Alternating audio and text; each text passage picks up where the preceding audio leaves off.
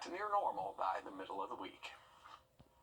Fire erupting in an Augusta warehouse, sending a plume of smoke into the sky that could be seen for miles last weekend. Many reported hearing a loud noise in the area around 4 p.m. Saturday when the smoke began. And this was the scene when News 12 crews arrived to Gulf Coast Industrial on Sandbar Ferry Road. Just minutes later, flames pouring out one of the buildings and several Augusta fire trucks rushing to the scene. Thankfully, nobody was seriously injured, but it did cause a lot of concern. Your Hallie Turner was at the scene. Behind me is the building down here. It's charred, but it's still standing. It's honestly dark out here because Georgia Power had to cut the power to the building. And while it might not look like a total loss, the company president tells me it's not. One employee told me earlier today he's just happy to be here. It's super quiet out here, and it's honestly hard to believe that just days ago, the building behind me was engulfed in flames, catching the attention of people all over. This dark column of smoke in the sky caught the attention of Josh Tesh and his 10-year-old son. We were just kind of heading to the store to pick up some things from Walmart, and suddenly we saw this huge black cloud of smoke coming up over the city, which was really strange because you don't ever, sometimes you see some smoke in the city. And they followed it to take a closer look. We also noticed lots of other cars that were looking up at it, pointing at it. They had their cameras taking pictures of it. And so we thought, well, we're going to head over there and see what it is. That's when they realized the smoke wasn't coming from the Palmetto State. It was across the river. Turned right, turned down there, and we came across, it was a large warehouse building. Didn't know what it was, wasn't sure, but we realized it was covered in black soot. It was smoking everywhere. The flames were coming from this industrial paint shop, Gulf Coast Industrial, all starting when a paint sprayer caught on fire. As the fire spread throughout the building, the fire department says it created explosion-like sounds and darker smoke clouds. Due to the size of the fire, it took officials just under an hour to put it out. By the time we had got there, they were already, they had the hoses and they were spraying it down. So it's kind of cool for my son, my 10-year-old to watch, and we even saw some of the press showing up. Josh says, as scary as it was, lives were saved thanks to our first responders. They were doing a great job, and the police were already on the scene. So a little scary at first, but it turned out to be all taken care of in the city. So we're thankful they took care of it for us. So. Well, reports say the fire was unintentional, but that the heat source for the paint sprayer catching on fire includes jet fuel. As of right now, the president of the company tells me that they do plan to rebuild. No jobs will be cut, and their main focus is making sure their employees are okay. We learned this week from the South Carolina Department of Social Services, several counties are eligible to receive disaster SNAP assistance. As of November 1st, USDA approved the following local counties for DSNAP because of Hurricane Helene and will be able to start the pre-registration process. Aiken, Allendale, Barnwell, Bamberg, McCormick, and Saluda. Those are the counties for you. We have the benefits portal address on your screen, and the link is on wrdw.com as well. Those who pre-register will be sent instructions on how to complete an eligibility interview by phone if approved, and then the applicant will have an EBT card mailed to them. Edgefield and Orangeburg counties are approved for DSNAP benefits. There's just no word yet on when they can start applying. Georgia counties, you're not left behind when it comes to DSNAP assistance. The state's Department of Human Services announced you can apply to receive a one-time benefit for buying food.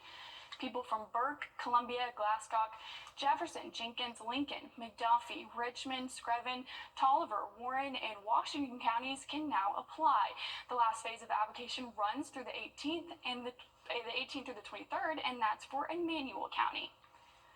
At the request of state officials, Georgia homeowners and renters now have until January 7th to apply for FEMA assistance to recover from Helene and Debbie. The deadline is the same in South Carolina. Tropical Storm Debbie's FEMA assistance is for Screven County, but Helene covers all of the counties in our area. In Richmond County, FEMA will now be at the hub on Chaffee Avenue until after the first of the year to help you with any questions. FEMA says it has approved more than $400 million in housing and other types of assistance for Georgia and South Carolina across more than 370,000 households. We're a month away from the 24th. On your sideline. Hey, welcome into sports. Last night we saw the end of the regular season for our teams competing within the 1-week extension period from both South Carolina and Georgia. Region 4 3A had their second to last game Tuesday, so a Saturday finish was in store for them. We'll go in the direction that I went, Harlem and Hepzibah territory. It was a scoreless first quarter. Get you a guy that can do both. Jaden Futrell, dude is so good, put him in Hollywood because the other dogs have been painful to watch that entire game. Here's a real dog. Finn Martin putting the finishing touches on that TV. Harlem wins this, and in case you forgot, the region champions as well. Over to West Side. Okay, here we go. I think Nick Smalls ordered the All-Star breakfast this morning. Here's why. Order up. Westside kept the ball out of the air in the second half. It was all ground pound all the time. Andre Morgan got a piece of the pie there. And of course, so did Nari. Can he do it? Oh, yes, he can. Was there ever any doubt? That's back-to-back wins to end region play for the Patriots. Gotta stay hydrated, am I right, Jim? This was a 3:30 kick, so was Georgia. We'll get to that momentarily. Here's a Jack Rose play to hold you over. He's definitely him. But don't stomp on the QB flex, though. What can't he do?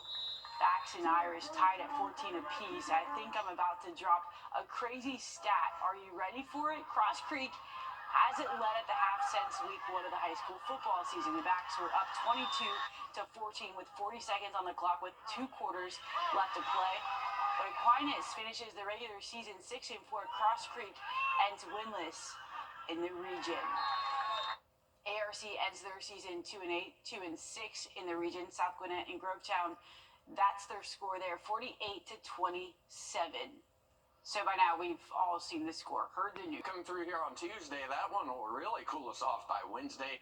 A lot of sunshine, a cool day Wednesday, so if you're a fan of fall, you'll love that forecast. Highs on Wednesday in the mid-60s, starting off around 42 degrees. The message from the head of South Carolina's public school system is straightforward, saying if students and staff aren't safe at school, nothing else matters. State House reporter Mary Green explains what more should be done in the coming months to make schools safer. South Carolina's Superintendent of Education says efforts to bolster school safety will be among her priorities for lawmakers when they resume their work here at the State House in January. But I think the government, my part of the government's job is to see that they have the tools and the safety and the teachers that they need to teach these new generations of South Carolinians coming along. This year, around $20 million will be spread across nearly 70 school districts for campus safety improvements. This money can go toward upgrades like door locks, metal detectors, and radios. Some districts also plan to spend their money on cell phone storage tools and pouches to implement a new statewide ban on students' cell phone use during the school day. Weaver says she'll request another $20 million in next year's state budget for another round of these school safety grants. The needs that we are seeing surfaced in our districts far outpace the amount of money that we've been provided so far. But we're incredibly grateful for the General Assembly stepping up and answering the call on that. And in the current state budget, the Department of Education received $5 million for a new school mapping program to assist first responders in emergencies. Weaver says they're in the early stages of this project right now. Reporting from the State House, I'm Mary Green. One of Governor McMaster's top priorities during his administration has been ensuring there's a school resource officer in every South Carolina school. The governor's office says there are 177 schools still without a full-time SRO, but they hope to accomplish that goal with funding in next year's budget. When seconds count, the last thing first responders need is something slowing them down. But since the pandemic, agencies are still facing major delays in getting the emergency vehicles they need. It's making an already dangerous job that much tougher. Like in Colton County, the fire department there ordered 2 vans and 6 ambulances 3 years ago. Those 8 vehicles still haven't arrived, and now the department needs a new ladder truck, which they were told will take another 4 years. Getting the vehicles are only the start of the process. Then they've got to be outfitted with equipment, lights, and radios. There are only so many South Carolina companies that can properly fit a law enforcement vehicle, adding to the backlog. Some departments are now hiring or creating positions for mechanics and fleet managers to keep their vehicles on the road for as long as possible as they continue to play the waiting game. Well, if you're waiting for the boating forecast today, well, I have it for you right here, right now. There's your lake forecast. Northeast winds at 5 to 10, making it feel kind of cool out here today. Water temperature at 70, but we do have some rain in the forecast. We'll track that on radar and have another check on your week ahead coming up. Hey guys, it's Anna Christina.